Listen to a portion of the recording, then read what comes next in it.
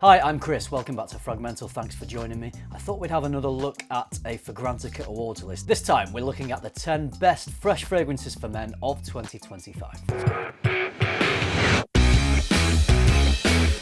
So this category isn't actually called the best fresh fragrances for men, it's called the freshest fragrances. So essentially people are voting for what they think is the freshest men's fragrance of the last couple of years. But really, I think that is just a way of rewording what is the best fresh fragrance for men. And the way that Fragrantica do this, it's for 2025, but they include fragrances all from the last couple of years. And in this list, there are some amazing fresh fragrances and a few little surprises as well. So let's take a look. In the number 10 spot, it's a fragrance from Hermes from a couple of years ago, actually. This is H24 Herbe Vive. I reviewed this when it first came out and I really liked it. This is a fresh-ish, fruity green fragrance. I say fresh-ish because I wouldn't actually describe this as a freshie. It's strange that it's in a top 10 list of freshest fragrances when I think there are lots of fragrances that are actually fresher than this, but here it is. Despite that, it's a really nice fragrance. It's a green scent, but it's not a sharp greenness like green shoots. It's a very rounded, slightly sweet green fruity scent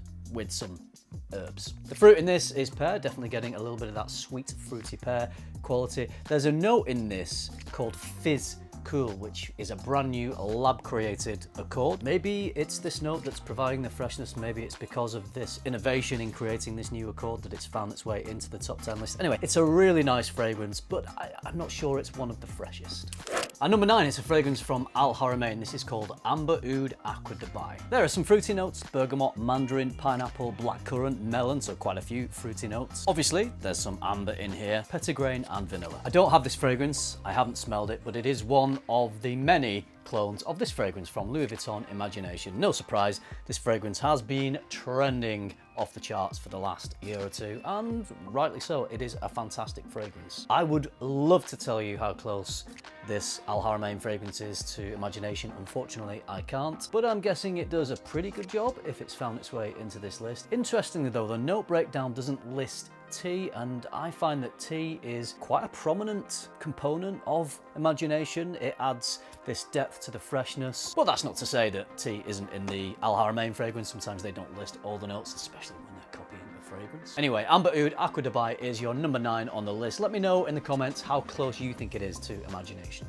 At number 8 is a fragrance that has appeared in a lot of these Fragrantica awards lists this year, and not only that, I feel like it's a scent that has gained a lot of love, a lot of positivity, including from me. I love this one from Creed. It's Absolu AVENTUS. That's Absolu AVENTUS, not Aventus.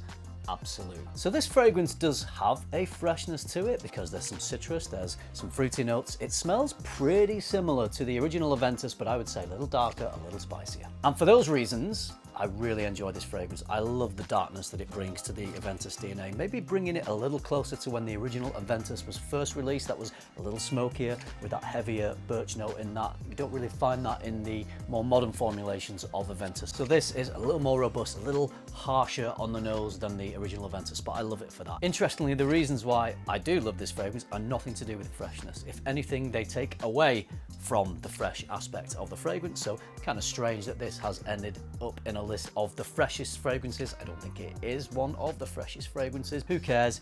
It's a fantastic fragrance. I'm wearing this more than the original Aventus. This is at number 8.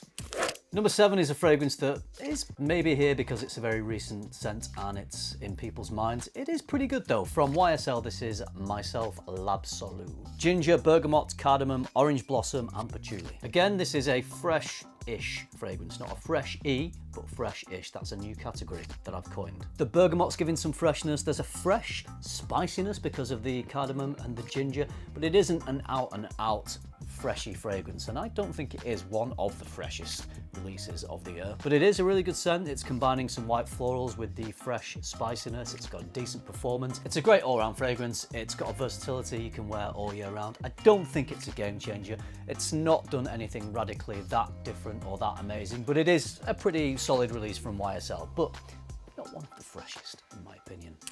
Yes, finally we have a fragrance that I think goes out of the fresh-ish category that I created and into the freshy category, because this is the freshest version of this whole line of fragrances. From Jean Paul Gaultier, this is Le Beau Paradise Garden. Green, minty, watery. Again, there's some fresh ginger, a little bit of exotic coconut with the fig, and sea salt balancing out the sweet fruitiness perfectly. Banging fragrance. This is my favorite of the whole Le Beau line. I think this is where the Le Beau line really found its feet. I'm not quite sure that the others worked 100% for me, but this one certainly does, because it has that exotic fruitiness combined with the freshness. The other Le Beau fragrances had some exotic fruitiness from the coconut, but combined with tonka bean and darker notes. And for me, it didn't quite have the cohesiveness of a truly great fragrance. They're fine, the other Le Beaus, they're enjoyable, they're mass appealing, but I think this one does have that cohesiveness because it has its fresher,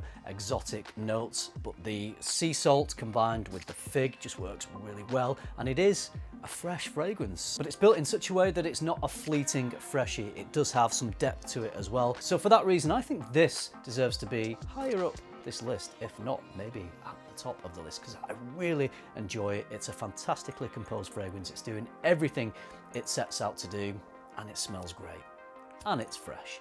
Maybe even the freshest. If you love fragrance as much as I do, head over to my online store, luxparfum.co.uk. You'll find my favourite brands, plus brands you can't find anywhere else in the UK. Link is in the description.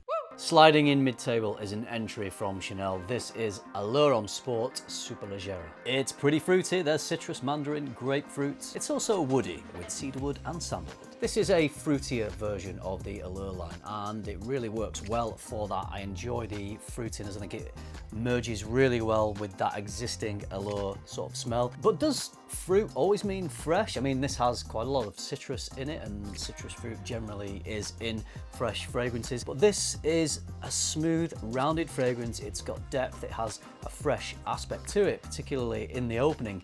But I don't think it is super fresh. Again, I'm putting this in the fresh-ish category. I will say I really enjoy it. I've worn this a lot. It is a really dumb-rich fragrance, but you also get the quality of Chanel, so it's easy to wear. It's very mass appealing. It's very versatile. What do you think? Is this one of the freshest of the last couple of years, or is it fresh-ish? The next two are fragrances that I don't actually have, but this one I have smelt from Aqua de Parma. This is Buongiorno. It's got some spearmint and citrus. There's some herbals, lavender, cedarwood and amber. With most things that Aqua de Parma produce, this fragrance is very gentlemanly, very refined, sophisticated, crisp, beautiful stuff. I would say it is one of the freshest releases of the year. It's got that cool, crisp, clean quality to it, but it's also got quite a lot of body to it. It's quite a voluptuous freshie. So it's fresh, it's got body to it, it's got weight to it, it's got good performance. It's another great release from Aqua de Parma, and I think probably deserves to be in this top 10.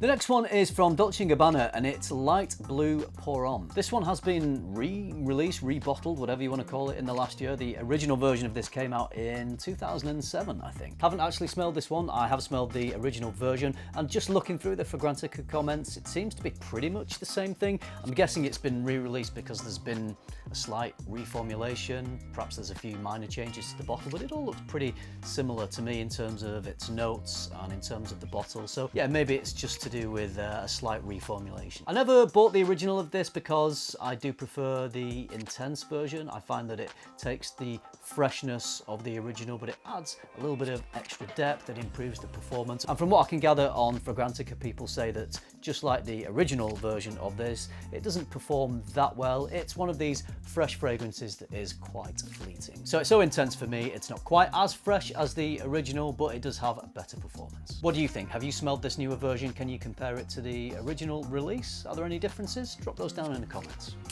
At number 2, it's a fresh release from Versace, possibly one of the freshest, actually. Eros Energy. I'm surprised that there is any citrus left in the world because I think they seem to have put it all in this fragrance. Lemon, lime, grapefruit, blood orange, Sicilian bergamot, mandarin orange. It's as though when they were making this fragrance, they thought, we don't want this to just be a fresh-ish fragrance. We want this to be the freshest.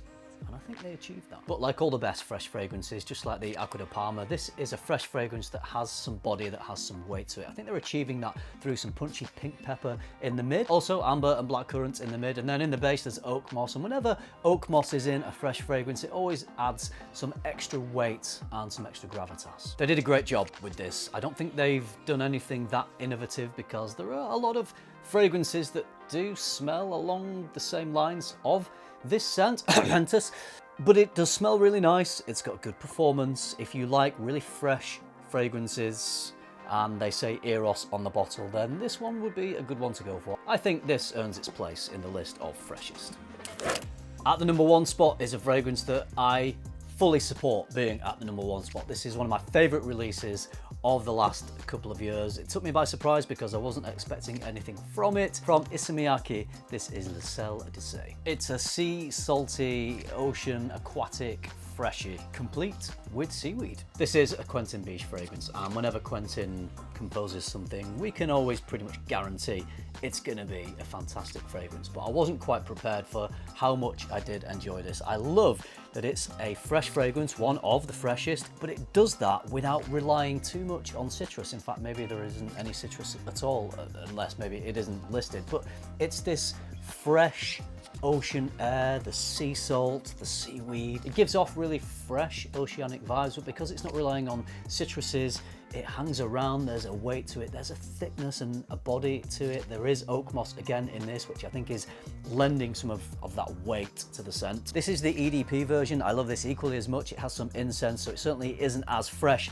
as the EDT, but I just wanted to show you so you can see how beautiful the bottle is. The EDT bottle looks the same as this, but this one just has a slightly darker gradient on the glass. This might not be the freshest in terms of how we traditionally think of a fresh fragrance, which a lot of the time is citruses, but because it emulates and evokes my thoughts and feelings and memories of the ocean, I link all that with a freshness. So it does it in a really clever way. So this is one of the freshest releases, but without being as fresh as other fragrances. It's the freshest without being the freshest, and I think only someone as skilled as Quentin Biche could achieve that.